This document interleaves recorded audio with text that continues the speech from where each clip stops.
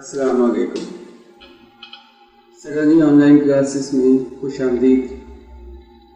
आज हम O levels mathematics syllabus D के पास पेपर्स जिसमें टॉपिक हमने जो चूज़ किया है वो डायरेक्ट एंड इनवर्स प्रोपोर्शन है। ये पहला लेक्चर है जिसके अंदर हम थ्योरी पढ़ने जा रहे हैं। इसके बाद आने वाले number of videos, number of lectures pass papers पे बेस करते हैं। स्टूडेंट हमने 1997 से स्टार्ट किया है और 1997 से ऑनवर्ड आपको सारे पास पेपर्स इस टॉपिक से डायरेक्ट एंड इनवर्स प्रोपोर्शन से मिल जाएंगे। तो हमारे साथ कनेक्ट रहिए, हमारे चैनल को सब्सक्राइब कीजिए, बेल आइकन को क्लिक कीजिए ताकि नई आने वाली वीडियोस आप तक पहुंच सके। बिस्मिल्लाहिर्रहमानिर्रहीम। लेक्चर का स्टार्ट करते हैं। हमारे पास पहला टॉपिक है डायरेक्ट प्रोपोर्शन। तो when we talk about direct proportion, there are two values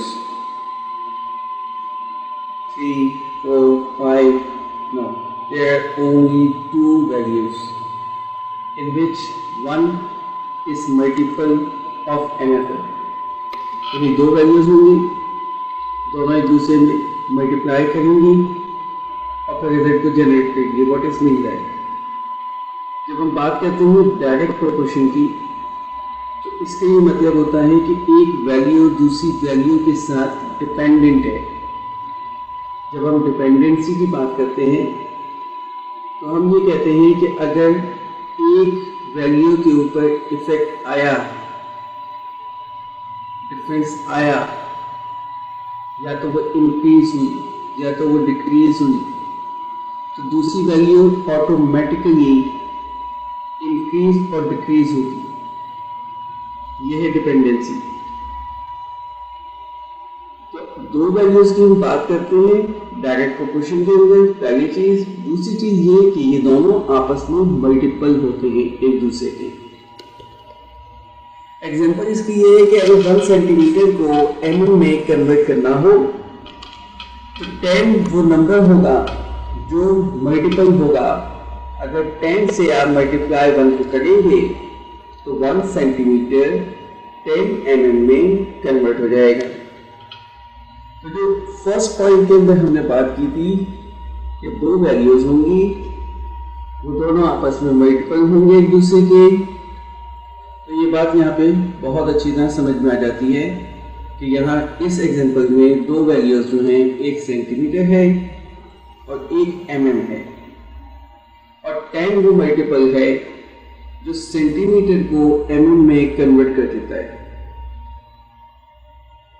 तो ज़्यादातर प्रोपोर्शन के जो क्वेश्चंस हैं डायरेक्ट प्रोपोर्शन के, वो कन्वर्जन के लिए यूज करते हैं, और एक ऐसी कन्वर्जन होती है जहां मल्टीप्लिकेशन होती है। जब हम कन्वर्ट की बात करते हैं तो there are two types of conversions. एक कन्वर्जन जो होती है उसके अंदर हम मल्टीप्लाई करते हैं, एंड सेकंड और अनदर कन्वर्जन के अंदर हम क्या करते हैं कि डिवीजन करते हैं। तो डायरेक्ट प्रोपोर्शन में मल्टीप्लिकेशन होती है। तो अगर सेंटीमीटर से mm में कन्वर्ट करना हो तो हम मल्टीप्लाई करेंगे। अच्छा, ये जो मल्टीपल होता है, ये मल्टीप्लायर होता है, ये हमेशा कांस्टेंट होता है उस कन्वर्जन के लिए जो हम करने जा रहे हैं। हर दफा सेम नहीं होता। इसकी एग्जांपल ये है कि अगर मैं सेंटीमीटर से मीटर में जाऊं कन्वर्ट करने, तो अब जो मल्टीप्लायर होगा वो 10 नहीं होगा बल्कि 100 होगा। और उसका रीजन ये है कि 1 मीटर इक्वल टू 100 सेंटीमीटर। तो अगर मीटर से सेंटीमीटर में कन्वर्ट करना हो तो मेरे पास जो मल्टीप्लायर होगा वो 100 होगा। जब मैं 100 से मल्टीप्लाई करूंगा तो ये कन्वर्जन पॉसिबल होगी। तो आई होप कि ये बात आप तक पहुंच गई और अच्छी तरह आपको समझ में आ गई। इसको मेमोराइज कर लीजिए। अब ये डायरेक्ट प्रोपोर्शन कहाँ यूज हो रहा है इन डेली लाइफ? तो भाई कॉस्ट ऑफ पेट्रोल आप ले लीजिए, एक्सचेंज रेट्स को बात कर ले, फॉरेन मनी के यहाँ, और इस टाइप की जितनी भी प्रॉब्लम्स होंगी उनमें डायरेक्ट प्रोपोर्शन यूज होता है। क्या मतलब है? मतलब यह है कि इसका इम्पैक्ट आएगा डायरेक्टली, मतलब सॉरी, इम्पैक्ट आएगा अगर एक राइट हैंड साइड पे कोई चीज इंप्रूव हुई है, इंक्रीज हुई है, तो लेफ्ट हैंड साइड पे भी ऑटोमेटिकली वो इंप्रूवमेंट या इंक्रीज नजर आएगा आपको।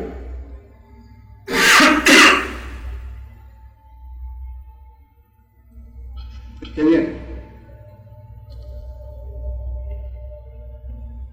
अब हम बात कर लेते हैं सिंबल की। तो सिंबल जो है प्रोपोर्शनलिटी का वो डिस्प्ले किया गया है यहाँ। ये सिंबल बहुत इंपॉर्टेंट है क्योंकि ये मिलता जुलता है अल्फा से, लेकिन ये अल्फा नहीं है।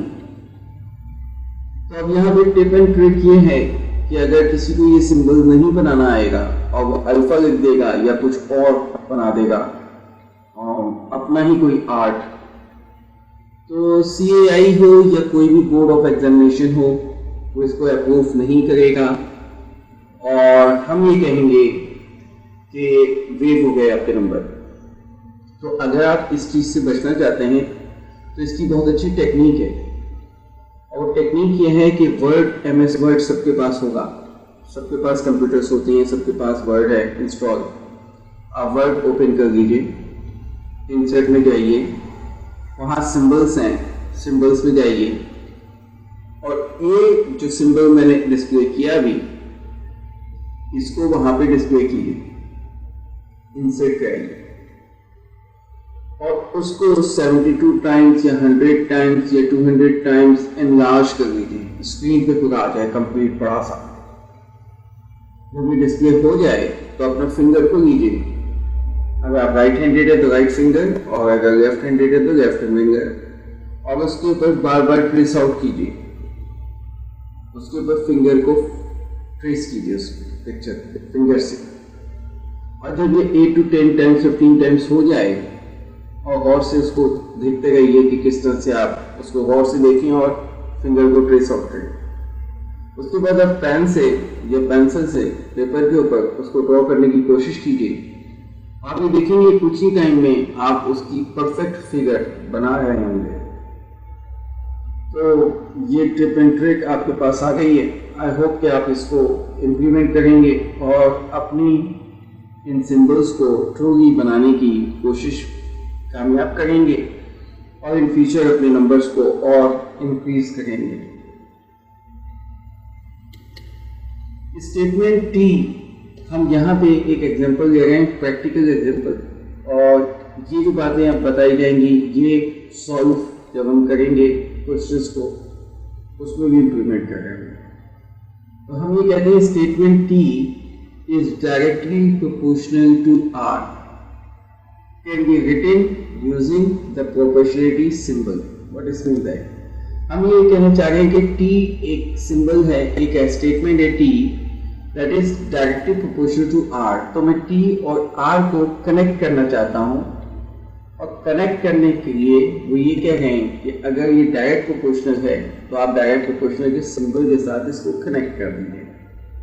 तो अब मैं क्या करूँगा कि T लिखूंगा, साइन ऑफ प्रोपोर्शनलिटी लिखूंगा और आर लिखूंगा।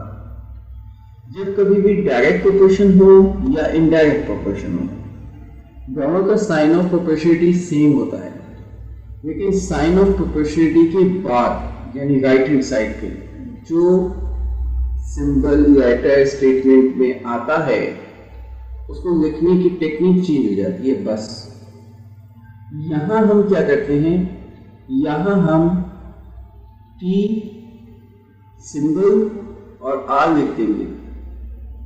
तो अगर सेम लाइन के अंदर लिख दिया है तो दैट इज डायरेक्टली प्रोपोर्शनल।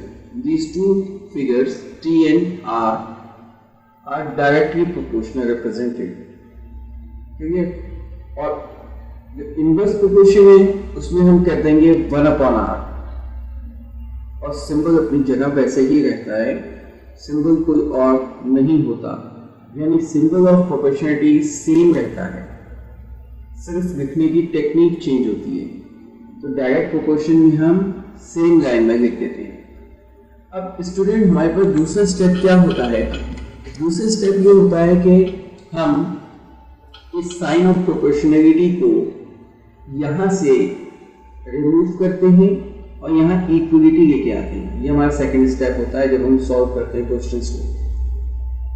तो साइन ऑफ प्रोपोर्शनलिटी को हटाने के लिए या यहाँ से वेव करने के लिए, निकाल देने के लिए, हटा देने के लिए और इक्वल टू ले आने के लिए हमें जरूरी है कि इसकी इक्विवेलेंट वैल्यू यहाँ पे फिट की जाए और वो इक्विवेलेंट वैल्यू किसी न किसी वेरिएबल में रिप्रेजेंट करने के लिए हम इस वेरिएबल का नाम k दे देते हैं और k जो है वो कांस्टेंट ऑफ प्रोपोर्शनलिटी होता है। तो यहाँ पे हम रिप्लेस कर देंगे साइन ऑफ प्रोपोर्शनलिटी को कांस्टेंट ऑफ प्रोपोर्शनलिटी से, तो ये t इक्वल टू KR हो जाएगा। अब यहाँ पे दो वैल्यूज गिवन दी होती हैं, एक वैल्यू होती है बिफोर और एक होती है आफ्टर। तो बिफोर एक सिचुएशन क्रिएट की जाती है, यानी कोई जॉब परफॉर्म हो, ये कोई सिनेरियो जनरेट किया जा रहा है तो उसकी बिफोर वैल्यू और उसी सिनेरियो को कंटिन्यू करते हैं आगे और फिर हम एक नया सिनेरियो जनरेट करते हैं। तो वो इन दो सिनेरियोज के दरमियान हमसे क्वेश्चन करता है। तो जो फर्स्ट सिनेरियो होता है उसके अंदर t और r की वैल्यू गिवन होती है, उससे हम k की वैल्यू फाइंड आउट करते हैं और सेकंड सिनेरियो में इस k को यूज करते हैं क्योंकि t और r में से कोई एक वैल्यू गिवन होती है, दूसरी नहीं। तो ये हम अभी पास्ट पेपर्स इंशाल्लाह नेक्स्ट स्लाइड में करेंगे तो आपको बहुत अच्छी तरह समझ में आ जाएगा इंशाल्लाह। और k जो है वो कांस्टेंट ऑफ प्रोपोर्शनलिटी है। तो आई होप कि डायरेक्ट प्रोपोर्शन का कॉन्सेप्ट तो आपको क्लियर हो गया। एक और चीज जो इस स्लाइड में नहीं रखी वो है इसका ग्राफ। तो जी ग्राफ जो होता है वो स्ट्रेट लाइन होता है और स्ट्रेट लाइन जो है वो डायरेक्ट प्रोपोर्शनलिटी को या डायरेक्ट प्रोपोर्शन को रिप्रेजेंट करता है।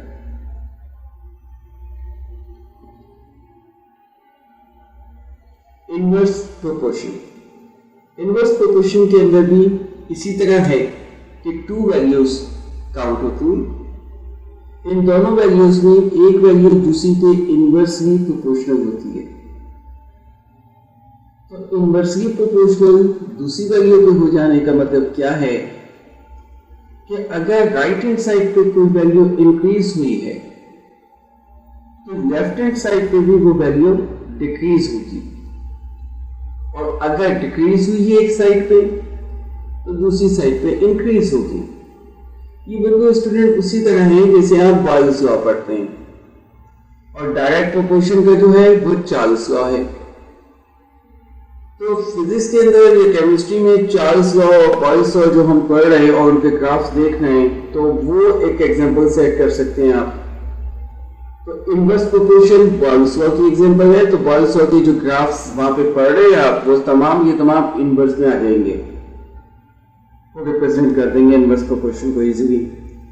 और जो चार्ल्स लॉ की ग्राफ्स हैं वो डायरेक्ट प्रोपोर्शन को इजीली रिप्रेजेंट कर देते हैं। तो सिंबल ऑफ प्रोपोर्शनलिटी तो वही रहेगा, लेकिन मैंने कहा था इसके बाद जो हम लिखते हैं स्टेटमेंट का रिमेनिंग पार्ट उसको लिखने का टेक्निक चेंज है और वो 1/n है। इनवर्स प्रोपोर्शन के अंदर जब भी इनवर्स प्रोपोर्शन अकर होती है तो हम अभी भी बता चुके हैं आपको कि एक इंक्रीमेंट होगा और एक डिक्रीमेंट होगा। तो एक चीज इंक्रीज होगी, दूसरी चीज डिक्रीज होगी।